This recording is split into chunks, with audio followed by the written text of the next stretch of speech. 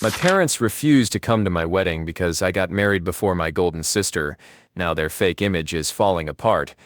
For the last 4 years, I've been in a relationship with someone who truly sees me for who I am. 8 months ago, we tied the knot. But aside from my sister Leona, who's 30, and my parents, everyone else showed up to celebrate.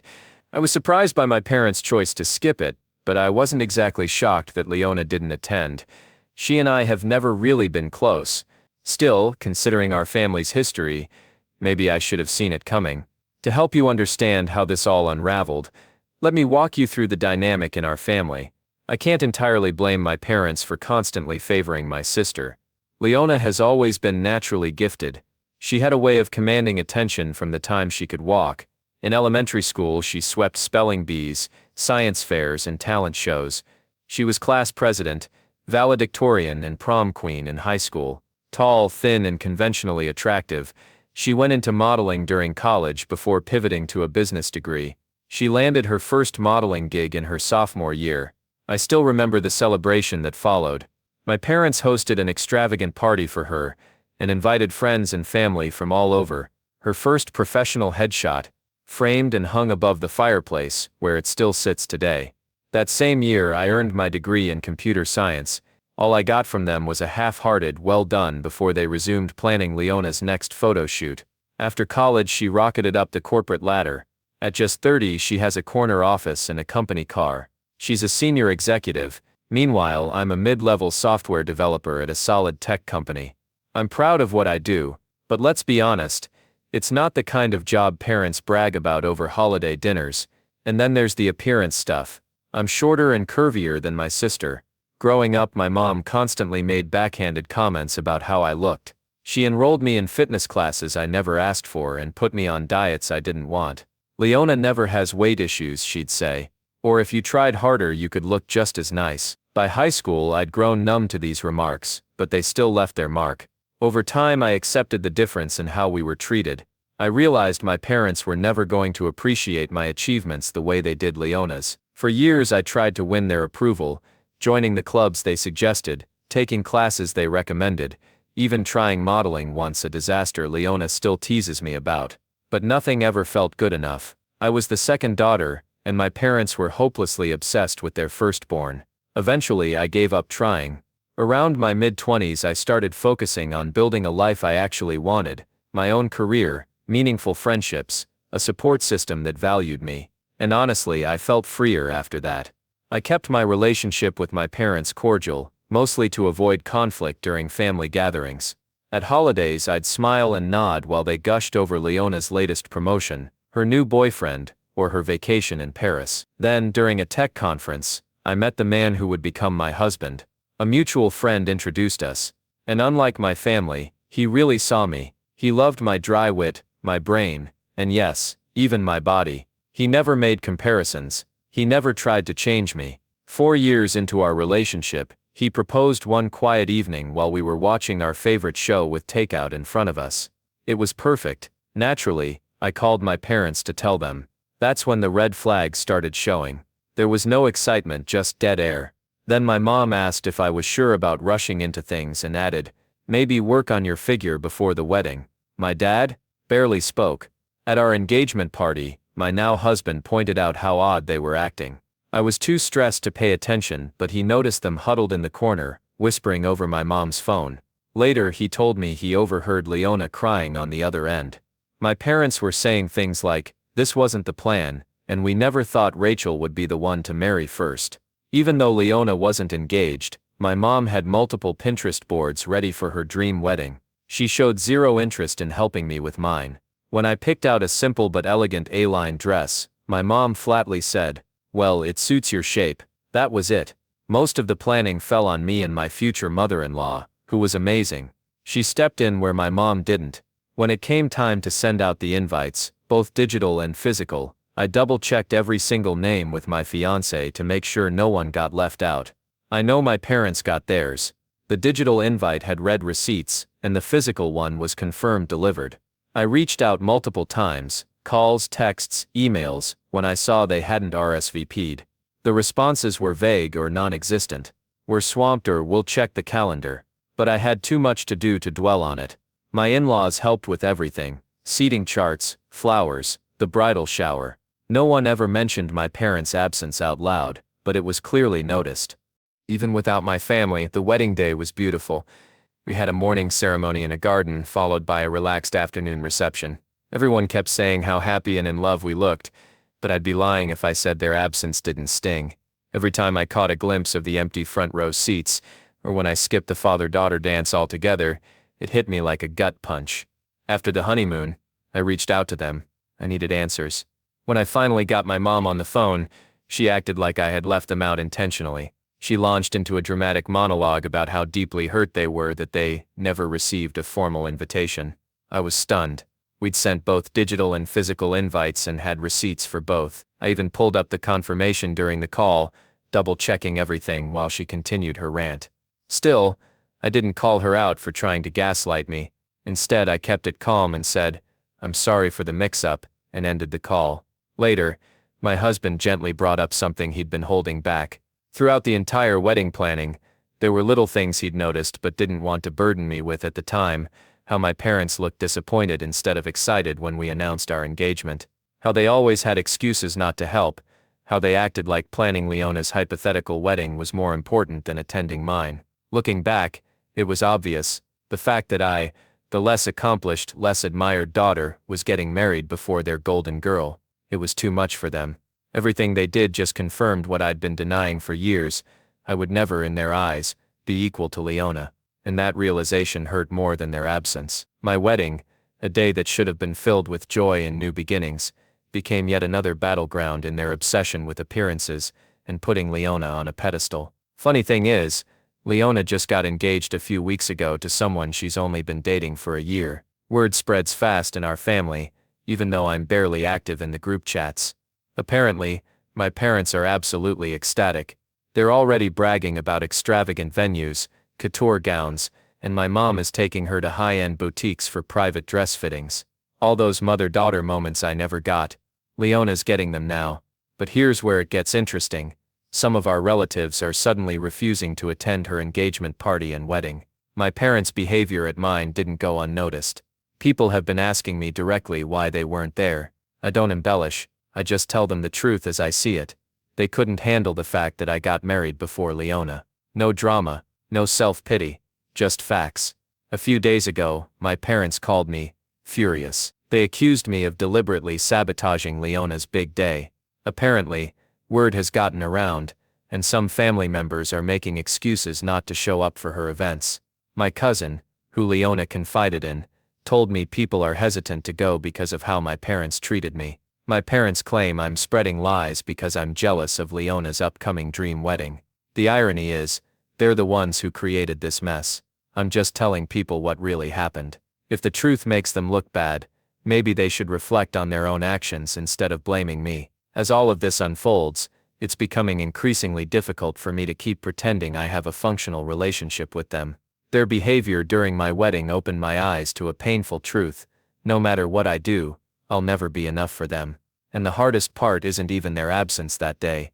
It's accepting that I never had the kind, loving parents I spent my whole life wishing for. So now, I'm focused on building a life with someone who truly values me, someone who doesn't compare me to anyone, someone who shows up, not just in words, but in actions. After everything Brielle had put me through, watching Elijah defend me like that, so publicly and so fiercely, was something I'll always remember. For years, I had been the target of her cruelty, her passive-aggressive comments, her stunts, and finally, someone had drawn the line. Not just someone, my husband. It felt like a weight had been lifted. Elijah apologized to me again after things calmed down, though he had absolutely nothing to apologize for. He also apologized to Joel. But notably, he didn't say a word to Brielle. That silence said it all. We didn't speak to Brielle again after that day. The emotional damage she had done wasn't just to me anymore. It had started affecting Elijah too. We cut off all contact. It wasn't a loud or dramatic decision. We just quietly removed her from our lives. If she wanted to reach out, she could, but we weren't going to chase that relationship anymore. Later that day, Elijah's parents pulled us aside. They told us they'd had enough too. They had watched their normally calm, collected son lose control because Brielle kept pushing. That was their line in the sand. From that point on, they were done defending her, done making excuses, done pretending things weren't as toxic as they were. And for the first time in years, life actually felt peaceful. Then, 2 months ago, I found out I was pregnant again. It came as a complete surprise. We hadn't been trying, but when I saw the positive test, I couldn't stop smiling. The thought of another little one in our family, especially after everything, filled my heart with joy. Elijah was thrilled too. We agreed to wait for the perfect moment to share the news, and what better time than his birthday. His parents were hosting a backyard party for him, a big celebration with family and close friends. Everything felt like it was falling into place. Then we heard that Brielle found out about the party from someone else and planned to show up. When we saw her arrive, Elijah and I were stunned. She walked up like nothing had ever happened, all smiles and energy. She hugged Elijah tightly and said how much she had missed him, and how sorry she was for how things ended last time. Elijah held my hand and looked her in the eye. He told her that if she was truly sorry, she owed me an apology, not just him. Without hesitation, Brielle turned to me and apologized. She said she had been going to therapy and now realized how horribly she had treated me. I didn't believe a word of it, but I nodded politely. I didn't want to cause a scene, not on Elijah's birthday. Elijah's parents came to check on us. They had no idea Brielle would be showing up either, and they said they'd kick her out if we felt uncomfortable. Elijah chose not to make a fuss. He wanted to keep things civil, so we let it go. As the party continued, Brielle mingled, laughed, and chatted with everyone like she hadn't just upended our lives a year earlier. It was eerie, honestly. She seemed overly cheerful, unnaturally so, and the way she kept mentioning her therapist felt almost like a performance. Still, I tried to give her the benefit of the doubt. Maybe she was actually changing. Maybe she really was working on herself. Later, Elijah gave a short speech before we cut the cake. His words made me tear up. He said he felt like the luckiest man alive to have spent another year beside the woman he loved, me. It was beautiful and heartfelt, and for a moment, I forgot Brielle was even there. That's when we decided it was time to share our news. We stood together and announced that we were expecting our second child. The moment felt magical. For a few seconds the entire backyard fell silent, then erupted in cheers. My mother burst into tears as she hugged me, and Elijah's father saluted him proudly, his own eyes brimming. People started asking about baby names, due dates, and everyone was buzzing with excitement, except Brielle. I noticed her expression change almost instantly. The moment the cheers died down, she turned away. Her entire mood shifted. She didn't even try to fake a smile. I assumed she was just processing the news, maybe even feeling a little left out. Part of me feared she might do something to ruin the day, but I was too distracted by the well-wishers to dwell on it. A bit later, I tried to help Elijah's parents bring out lunch, but my family insisted I stay seated and rest. So I sat quietly, waiting for Elijah to bring me a plate, until Brielle approached with a glowing smile. She said she was excited for the baby, and wanted to make up for the past, so she personally brought me a plate of food. She smiled, and even made a sweet comment about how she hoped this small gesture would help patch things up between us. I accepted the plate, thanked her, and she turned and walked away. But as I glanced down to eat, my stomach dropped. Shrimp. I'm severely allergic to shrimp. Brielle knew that. Everyone close to us knew that. I hadn't eaten shellfish in years because of it. I was stunned. My heart pounded, and I quickly pushed the plate away. Just as I was about to get up and grab my own lunch, Joel walked up to chat. He congratulated me on the pregnancy, then asked why I wasn't eating. I pointed at the shrimp and said I couldn't eat it, but maybe Brielle hadn't realized. Joel shrugged and said he loved shrimp. He'd eat it instead. I smiled and handed it to him. Not even 5 minutes later, Joel was hunched over, gagging and clutching his stomach. Conversation stopped. Laughter died instantly as everyone turned to see him stumble back from the table, his face pale, his hands trembling. Panic exploded. Brielle and Elijah rushed toward him, shouting his name, but he couldn't answer. Joel's mouth opened like he was trying to speak, but nothing came out. Then, in full view of the entire party, he collapsed. People gasped. Someone screamed. Elijah's father called an ambulance while a couple of guests helped lay Joel flat. His face had gone ashen. His breathing was shallow. No one could understand what had happened until he managed to point at his plate. That's when it hit me. The plate, the one Brielle had given me. Brielle followed Joel's gaze and looked at the food. Her eyes widened as if something just clicked. She slowly turned toward me and asked, "Did you give Joel your plate?" Her voice trembled, but her face was unreadable. I nodded slowly. Everything froze. The paramedics arrived within minutes. Joel was rushed to the hospital. The rest of us were left behind in a daze, unsure what to say, how to react, or even what had just occurred. As the backyard slowly emptied out, and people whispered behind their hands, Brielle stood off to the side, crying. She looked shaken. But the way she kept glancing at me, it wasn't just grief, it was something else. Something darker. That night, Elijah's parents insisted on staying over. They didn't feel safe in their own home anymore. They were scared, not just for Joel, but for us too. We couldn't sleep. None of us could. The thought that Brielle might have tried to hurt me, and instead hurt Joel, was terrifying. And the worst part? Nobody except me, Elijah, and his parents knew the whole truth yet. Joel was still unconscious. The police had been called to collect the food as evidence. They asked us questions, but we didn't have answers. Not yet. I hadn't told them everything. Not about Brielle handing me that plate. Not about the shrimp. Not about the allergy. I was scared. What if this turned into a criminal case? Would I be blamed for handing that food to Joel? Would people think I knew something was wrong, and let him eat it anyway? I couldn't stop shaking. I knew I had to tell the truth, even if it meant getting dragged into something awful, even if people didn't believe me. Because if Brielle really had done this intentionally, if she had put something in that food, then she was dangerous. And I didn't want her anywhere near me, or my children ever again. The comments I read online, the private messages of support, they gave me courage. I wasn't crazy for being afraid. I wasn't overreacting. What had happened was real, and it needed to be addressed.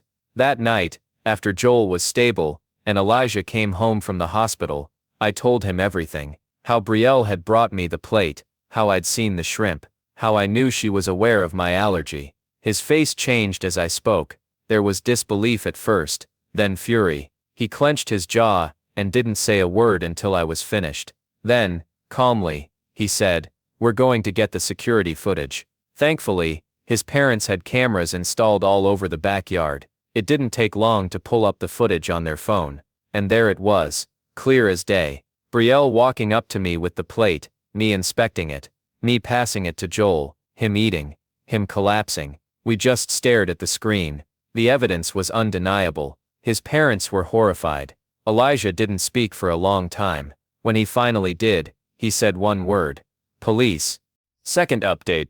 It's been 3 days since that final conversation with my parents, and just when I thought the dust might finally settle, Leona decided to get involved. Let's just say it didn't go the way she hoped. Yesterday morning, she sent me a carefully worded message that was drenched in her usual condescending tone. Years of practice had turned her words into weapons disguised as concern. "What you said to Mom and Dad was completely out of line," she began. "They've been there for us every step of the way. Just because you feel insecure about the choices you've made doesn't give you the right to call them bad parents." She went on with her signature blend of moral superiority and passive-aggressive jabs. "I understand your wedding didn't go exactly how you imagined," she wrote. "But that doesn't justify trying to destroy mine. Not everything in life is a competition, Rachel. Some of us have just worked very hard to meet certain expectations." I didn't respond. I've learned that giving her any reaction only fuels her, so I just blocked her number. That's not something Leona takes lightly. She's never been good with being ignored.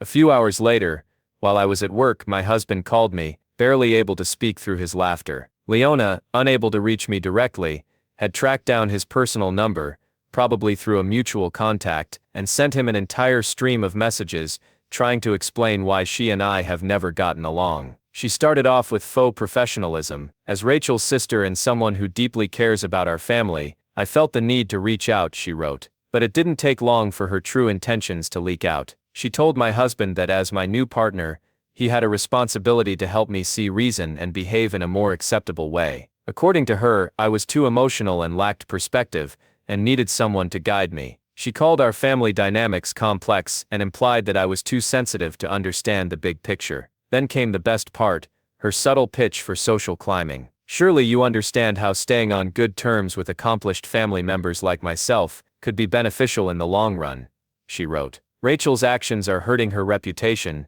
and by extension yours. My husband, a highly respected software architect with an MBA, was absolutely floored. Not because he was impressed, far from it, but because it was hilarious to watch her try and manipulate someone who could see through her so easily. She really has no idea who I am, does she? He said when we went over the messages that night. We laughed about it together, and instead of feeling hurt or attacked, I felt something I hadn't expected: liberation. Watching her usual tactics fall flat, especially against someone who refused to play her games, was eye-opening. This encounter made something very clear. Leona hasn't changed. Despite her career success, she's still that same insecure girl who needs to knock others down to feel important. When direct manipulation failed, she immediately pivoted to targeting my husband, hoping he'd bring me back in line. The most revealing part? She used to do this in high school, trying to turn my friends against me when she couldn't get under my skin directly. Same tricks, different decade. But I've changed. 10 years ago, her words would have crushed me. 5 years ago, they would have made me question myself. Now, I just see them for what they are: desperate, tired moves. My husband's response was exactly what I needed to hear. Thanks for your concern about Rachel, he wrote back. As her husband, my only focus is supporting her happiness, not managing her behavior. If you have any future concerns, feel free to take them up with Rachel directly. Have a great day. That silence that followed? Glorious. Leona eventually sent one last text. I see she's turned you against the family too. Don't say I didn't try to help when it all comes crashing down. Ironically, that text did more to bring us closer than anything else. Rather than pushing us apart, her failed manipulation reminded both of us how strong we really are together. In fact, we ended the night laughing and booking a spontaneous weekend getaway. No guilt, no drama. If there's one thing I've come to understand through all this, it's that real family doesn't manipulate or control. Real family stands beside you, celebrates your growth, and lifts you up, not tears you down when they feel threatened. And for the first time in my life, I know who my real family is. Third update. It's been about 2 weeks since Leona tried and failed to manipulate my husband. Since then, things have taken a turn I didn't quite expect. My parents have been in full-blown damage control mode. I found out through some extended family that they've been calling relatives, one by one, desperately trying to rewrite the narrative. According to them, I only left them out of my wedding to make myself look like a victim. Their latest version of the story is that I sent their invitations to an old email address and an outdated home address, even though they still live in the same house they've lived in for the last 30 years and haven't changed email addresses since AOL was still a thing. It would be funny if it weren't so sad. The good news? Nobody's buying it. In fact, several family members have started to speak up. One aunt told me she remembered how my mom used to pull similar stunts at other family weddings, sabotaging things to make sure Leona got the spotlight. Another cousin shared how uncomfortable they felt at the bridal shower when my family didn't show up. Turns out, a lot more people noticed than I realized. And now, there's a quiet but powerful shift happening. Family members who had previously stayed neutral are choosing sides. Not because I asked them to, but because they've seen enough. Even relatives who were supposed to have big roles in Leona's upcoming wedding have started backing out. That fancy venue my parents bragged about securing through a family connection, suddenly, unavailable. A dress shop owned by a family friend, fully booked for fittings. The pieces of their carefully constructed fantasy are starting to fall apart, and they're scrambling to hold it all together. Last weekend, at a casual family get-together, someone innocently brought up my wedding photos. My mom's response was instant. She snapped, launched into a rant about how I'd changed since getting married and was tearing the family apart. People were stunned. Some who hadn't known the full story were finally seeing the cracks for themselves. And the more they speak, the worse they look. Every time my parents try to defend themselves, they expose more of who they really are. They're unraveling their own image. It's ironic, really, after years of obsessing over appearances, the only thing ruining their reputation now is the truth. Even my uncle, my dad's own brother, called to apologize for staying silent all these years. He said he'd always noticed the favoritism, but didn't want to rock the boat. Now, he and his family aren't going to Leona's wedding either. I haven't had to say a word. The truth is doing all the work for me. All those years I spent biting my tongue, trying to keep the peace, just let them continue unchecked. But now, their actions are speaking louder than anything I could say. My husband put it best: they spent years building this perfect family facade, but it was all built on favoritism and emotional manipulation. It was only a matter of time before it collapsed. And now it is. I've never felt more at peace. I don't think about winning my parents' approval anymore. I'm not weighed down by their expectations. I don't care if Leona's wedding is fancier or flashier. I don't care who believes their version of the story. What matters is that I know the truth, and the people who care about me do too. Sometimes, the most powerful form of revenge is letting the truth speak for itself. So thank you, Reddit. Your support, your comments, your encouragement, it helped me find my voice. You reminded me that I'm not crazy, I'm not overreacting, and I don't have to keep playing the role they cast me in. Sometimes, strangers online show you more love and validation than the people who raised you, and for that, I'm endlessly grateful.